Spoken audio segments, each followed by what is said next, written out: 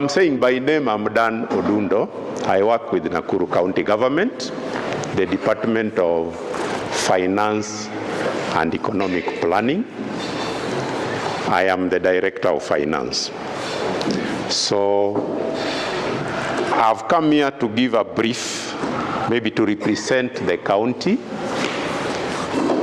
By giving a brief, I was told this is going to be a town hall discussion whereby we need to actually exchange and enlighten you on what we do as a county. And specifically, if I've looked at the program, I've just checked at the program, and I don't know whether I'm right or I'm wrong. It's narrowing down on maybe the budget process and the pending bills. We did receive an invitation, and from the invitation it narrowed down on the budgeting process and the handling of the pending bills.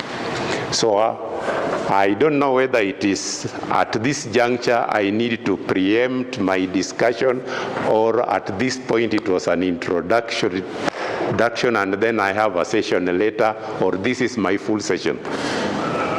Right now it's just that opening remark. Yes. Introducing yourself, then you will come in our presentation. Yep. Because the invitation will not capture the detail that you need to illuminate during the session. Thank you very much. So just by brief, budgeting is actually the citizen, you people preparing the budget through public participation, as you are all aware. And we'll listen to you and see how you as the citizen prepare the budget. There are those which the citizen do not participate so much on, but there are those which you participate so much on, because the budget is divided whereby there is the personnel. Personnel, actually, we don't participate so much on the personnel because that is already fixed and you have to pay them as they are. But there are percentages, as they'll tell you, there are percentages guiding on the personnel, which we cannot skip. Then we have got the operations, the normal operations. When they'll discuss, you'll find that under the operation, they'll be discussing what is commonly referred to as recurrent. He will talk to you about the recurrent expenditure. Then we'll have now the third part, which is the development expenditure. And in the development expenditure, we have the twofold. I know they'll brief you about the county development, how it comes from public participation, and then on the other wing, we have got the development partners chipping in. So we have the two coming together, and then this budget, once you prepare it, it is financed. And that is the critical which he was talking about. He was talking about financing the budget. And in financing the budget, it is the revenue.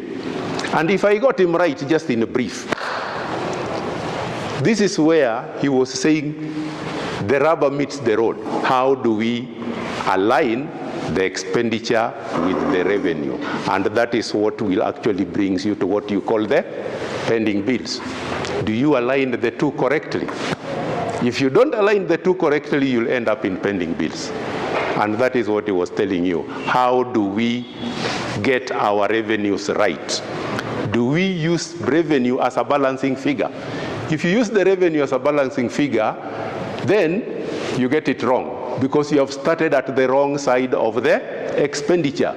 You have ballooned your expenditure, the revenue is small, you will end up not financing all the expenditure, you end up in the pending bills. So that is actually the gist of the discussion. And how do we rectify this? How do we prepare a realistic budget? I think from there, we'll see where do we go wrong? Where is the county going wrong? We need to find out where are we going wrong? Where are we misplacing our priorities? Obama here has mentioned about you have to finance. Sometimes you get partial payment, sometimes you don't, so you have to put the bill all the way and complete the work. And he also talks about the 60 days payment being a challenge. And Linda has also talked about spending bills affecting some of the Chamber of Commerce members, and she has talked about how it affects the expansion of business. It makes it difficult for them to get or hire additional people for the business. Now, going back to the findings that we had here, one of the things that is coming out is that our pending bills have been growing over a period of time now. Yeah, it seems like every year they keep increasing. What would you say is the cause for this growth in pending bills from where you sit? Okay, thank you very much. Maybe to start from where Obama left, the procurement process, Obama's correctly elaborated the way it goes up to almost the end tail of procurement and up to the award. Now, after you have finished your project, there is inspection and acceptance. The project has to be inspected and accepted by the officers of the county. At this juncture is where at times we have delay, and this delay is caused by the inspection team, because at times we have challenge of having fewer engineers to go and inspect these projects so that you are cleared. Once you have cleared, they will issue you with a certificate of completion. And that certificate is what will indicate the value of works that you have actually done. And this is where we say we pay partially, but based on a certificate. If you have reached the foundation level, the engineer will satisfy that you can only be paid this amount. So once that certificate is issued to you, is when now you bring an invoice to the same department. Then your invoice together with the documents are now submitted to the finance. When it is submitted to finance, mind you, what people do not know, counties do not hold any money with them. There is an office which is called the Office of the Controller of Budget. It is the one which authorizes all payments. So once we receive your invoice and we initiate the payment, we shall initiate the payment, have all the documents in order, ensure this document is correctly supported. Then we do a request for the funds. This request is done to the Controller of Budget. Once we do the request, usually the earliest, if we do a request, the minimum, if we do it so fast, we always tell suppliers, finance will take around 14 days to get money from Nairobi for it to come to our accounts. All government money are held at the central bank. Even our accounts are at the central bank, but we have what we call the operations account and the revenue fund account. So all the money given to the county is deposited at the revenue fund.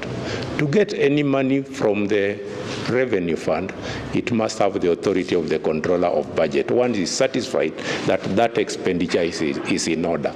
Once we get the money is when we are able now to pay the supplier. Now, why the delay? The delay on the part of the payment at times is caused by the suppliers themselves. If the work is not correctly cleared, we cannot pay. If there is any documentation which you have not submitted, the payment will not be processed. Mind you, you are required to show proof, even in photo form, if it is a road, how was it before you started work? You are supposed to take a picture. How is it after you have done the road? You are also supposed to ensure you had put a signboard because it is part of the BQ. If we find that you did not put a signboard, of the contractor constructing that road will request you that you did not put the signboard, which is part of the cost. The payment cannot be processed. So some of these nitty-gritty things delays the contractor's payment. But in most cases, if everything is okay, the payments moves and the contractor is paid. Now, we said one of the main reason why you find at times people delaying, like currently, is the time of the awards. From the time of initiation, you will find that procurement delays.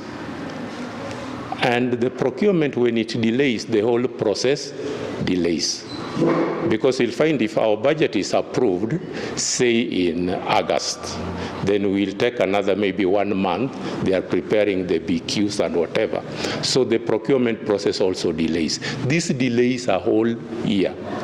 When it delays, these works tend to be finished towards the end of the financial year.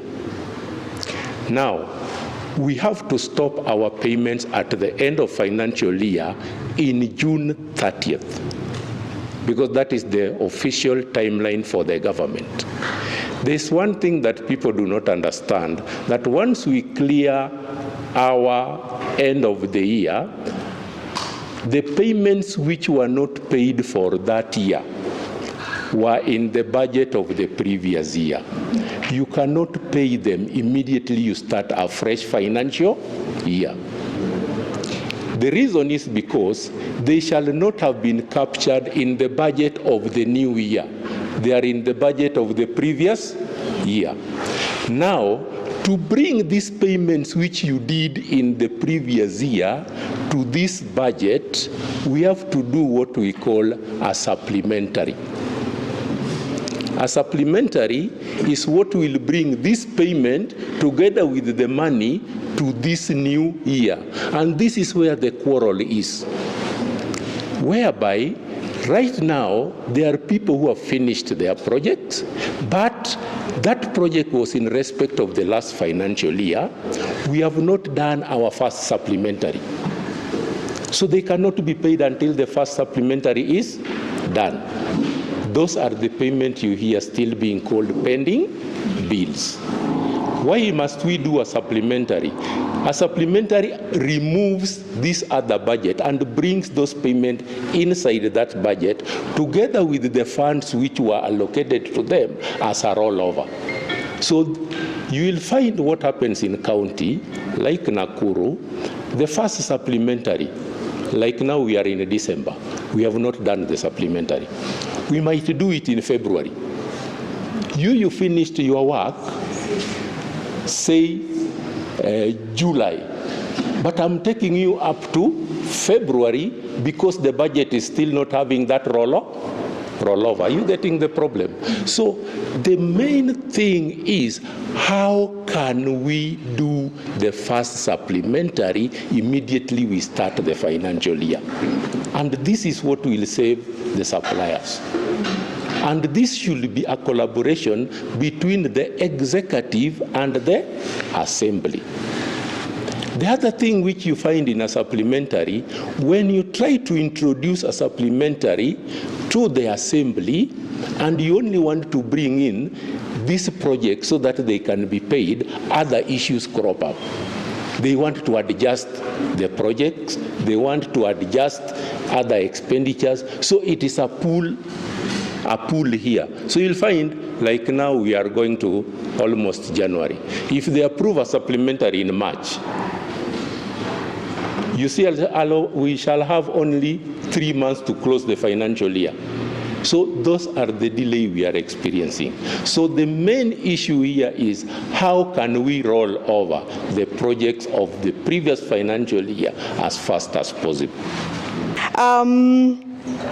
Allow me to go back to the director before we move on to the next question. We are just curious because you've explained the reasons why there are all these delays. But when we look at the ranking, Nakuru County seems to be up there in terms of not being able to pay our pending bills. And from the analysis we did, tumeona county tulitengeneza a payment schedule, a settlement plan, and we have not been implementing it. Why? What are some of the challenges that you're experiencing implementing the pending bills payment plan? Okay, thank you very much. On the pending bill, I want to start here by saying we have two categories of pending bills. We have what we call eligible pending bill, and then we have ineligible pending bills. When we talk of ineligible, it means yes, you did some contract, but the documentation is lacking key items which should be put for this payment now to be allowed to proceed. Eligible means it has all the documents. Now, the second thing we look for on the pending bill, you are told that counties work on a budget. In any particular year, we have an appropriation to pay the pending bills. This, if you come to our budget, you will get a clause which is saying debt resolution. That sum is supposed to pay pending bills. Now, if you check mostly, like in this year, you will find that what has been allocated to offset pending bill is around 350 million, vis-a-vis 1.4 billion. So you'll find that we are only able to offset 350 billion, the rest will have to be rolled over to another financial year because the allocation was so small.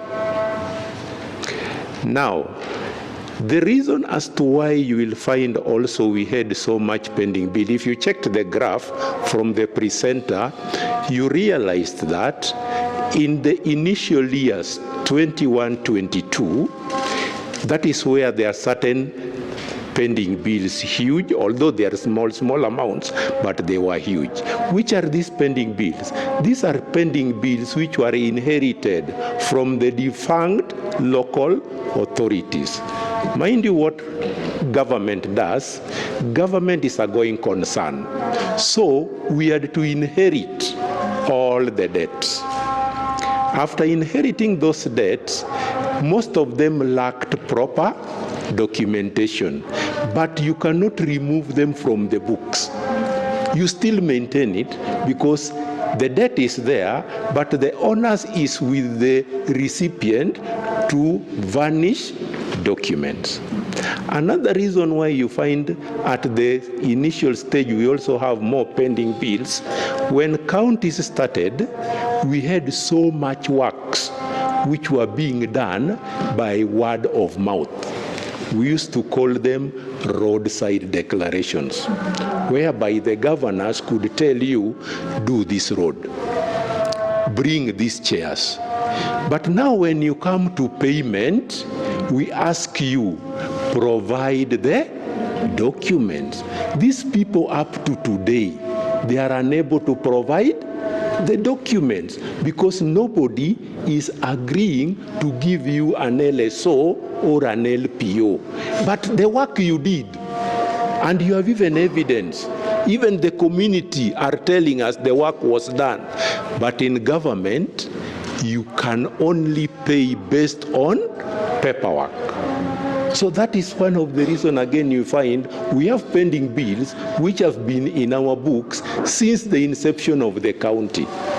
Now, the presenter told you one thing, that we have two categories. We have got recurrent and we have got development. You have seen our development pending bill is almost going down as though we are finishing them. Why?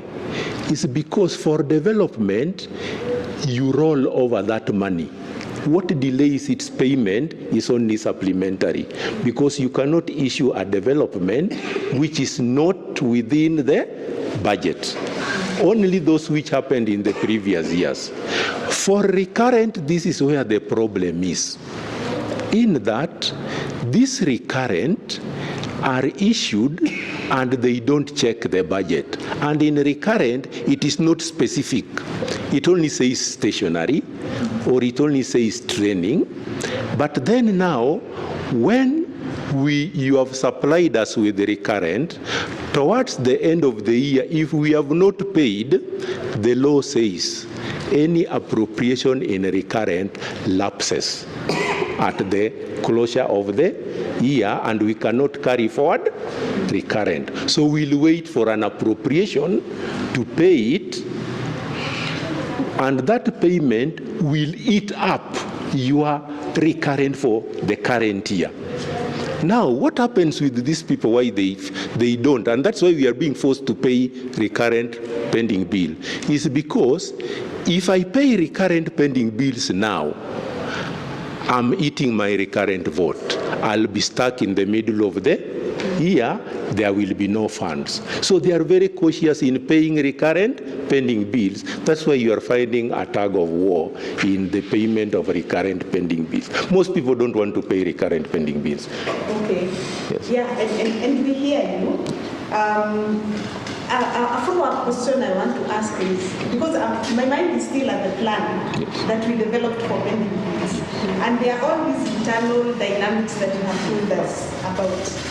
Then what I'm asking myself is that plan that we developed and submitted, was it realistic? Do you think it was realistic the way we submitted it, or we should have taken more time to make it more realistic, considering the challenges you are sharing with us? Now, in the plan, we prepare a plan. We prepare a plan for the whole of the pending bill, 1.4. Okay? Now, in this 1.4, the first check is I will only be able to pay what is within the budget. I've prepared a plan for 1.4. Assembly has appropriated for me 350 million. I cannot exceed 350 million. The others will still be rolled over and put in the next coming plan. Are you getting why we are not? Because we are also constrained by the budget. The other thing which keeps why you see our pending bills also rising, when it was presented here, you saw that on source revenue, we are not meeting the target. Now, if you don't meet the on source revenue target, the law is clear in that development is ring-fenced. In that, if you don't pay development, that money is carried forward.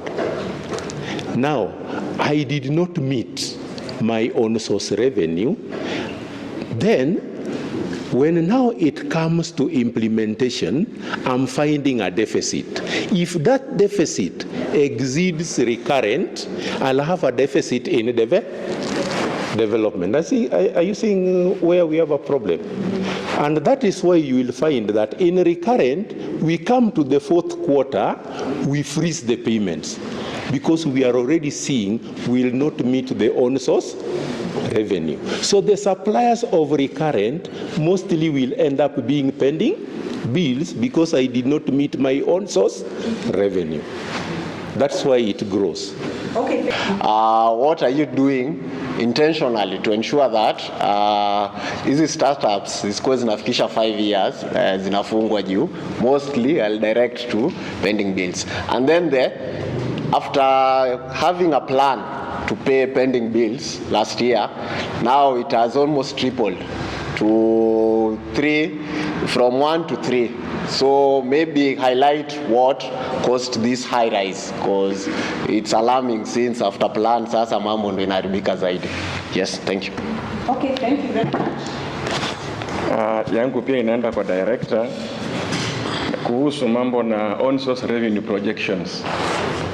Why are we projecting an increase every year? And we don't meet our target. Alafu on the same, if there are leakages probably in the collection of revenue, what are we doing to arrest these leakages? Okay, thank you. Yangu pia inaenda kwa director. Mimi ni Morris Otieno, budget champion. Nataka kuuliza kwamba kwa hizi mambo ya pending bills, county yetu ya Nakuru inadai national government pesa ngapi ambayo hawajawapea, ndio sababu tuko na hizi pending bills. Hiyo ni moja. Ya pili na ya mwisho, ningetaka kujua hizi pending bills ambazo hazijalipwa kwa county yetu ni ya kuanzia mwaka gani na mwaka gani na kwa sababu gani? Asante. Okay, thank you. We can have to...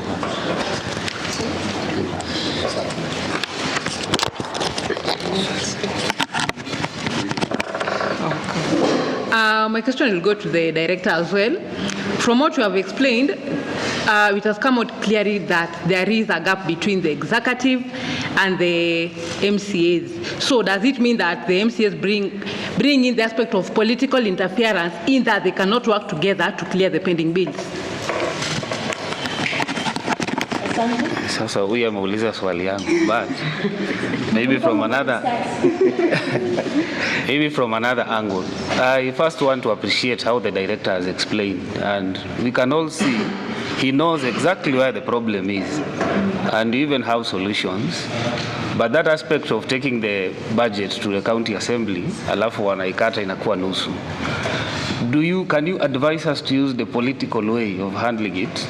Because it's affecting the young people. Now, ukisikia mambo ya garbage collection, I think they are favored because most of that work is done by the youth, and it has some political connotation to it. So our entrepreneurs wengine, can we handle it politically so that we can be able to offset the pending bills? Is that an advice you can give us? Oh.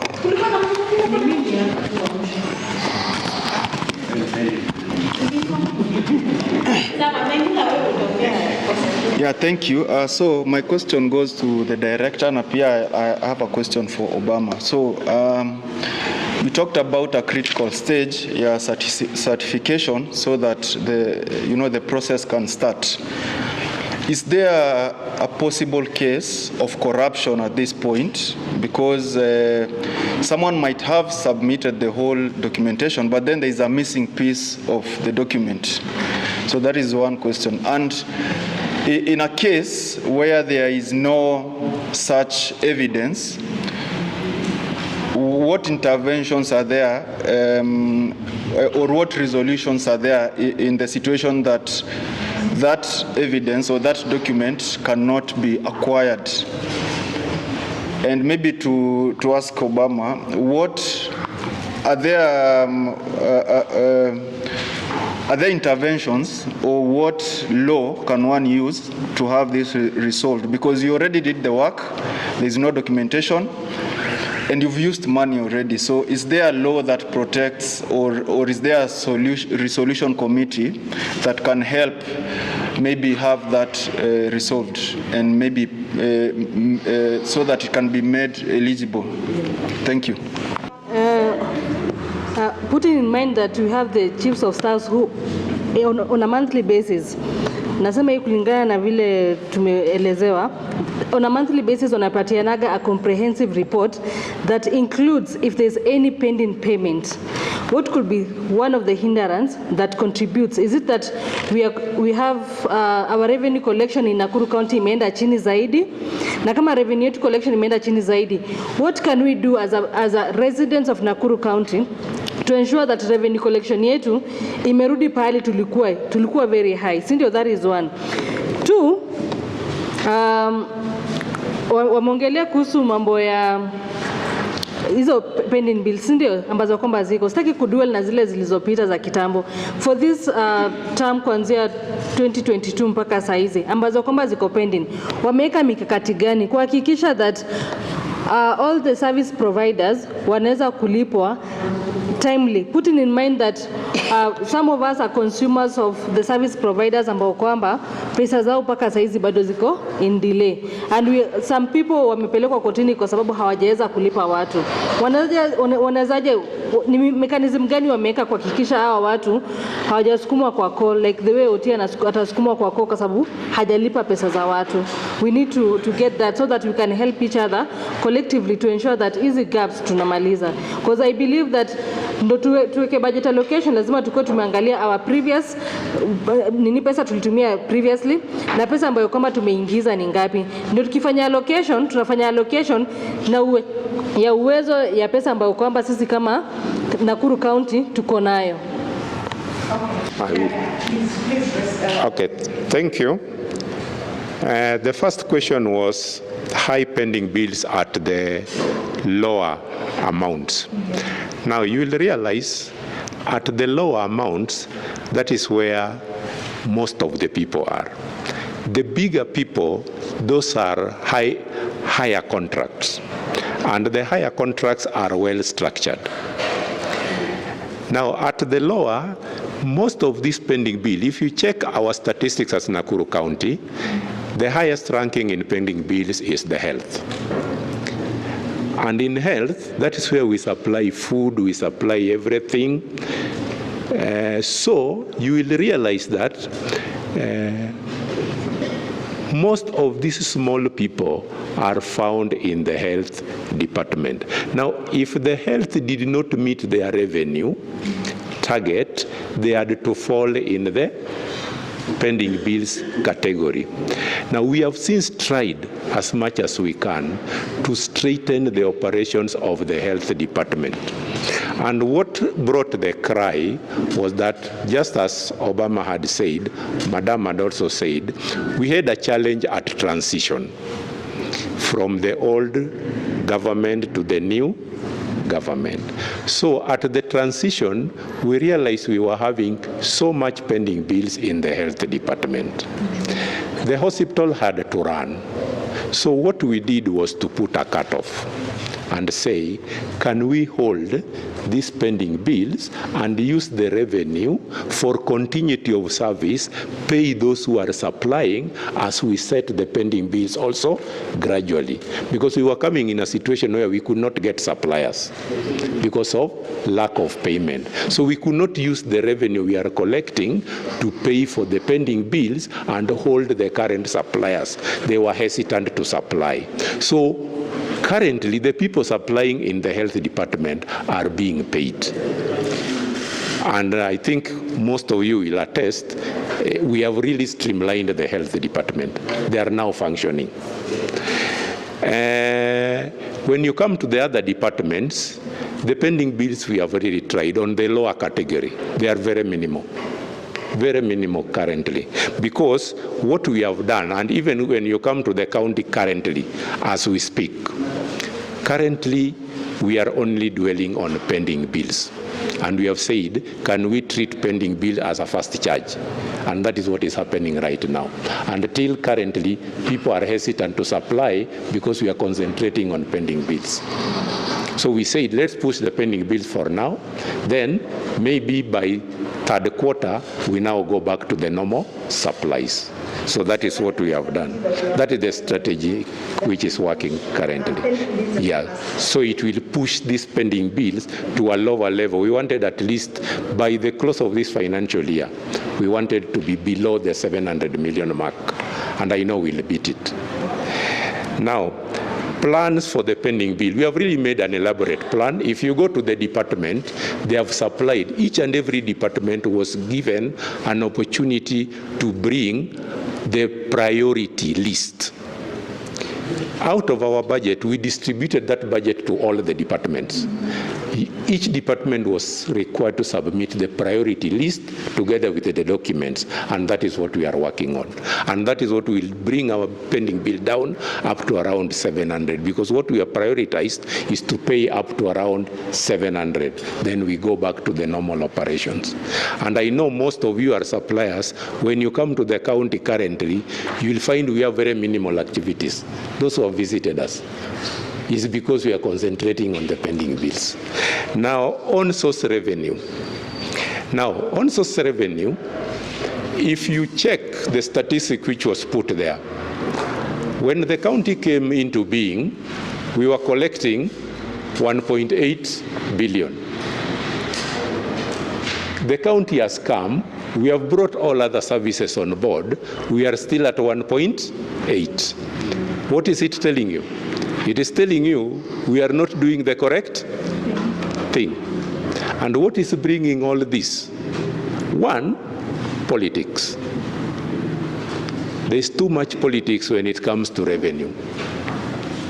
There is too much waivers when it comes to revenue. And if we can all agree the way Kiambu, Nairobi are doing, that we pay the revenue to the county, even these pending bills will be offset within one financial year. Because we are able to triple that revenue. Because we cannot be where the local authorities were. We can't be there, and we are still there. So can we agree as Nakuru that we need to pay what belongs to the county? And this is us, the residents of Nakuru. We are totally refusing to pay what belongs to the county. The county has tried. What have we done to seal the gaps? One, we went into cashless. In that, we no longer exchange money. Even at parking, you only pay with your phone.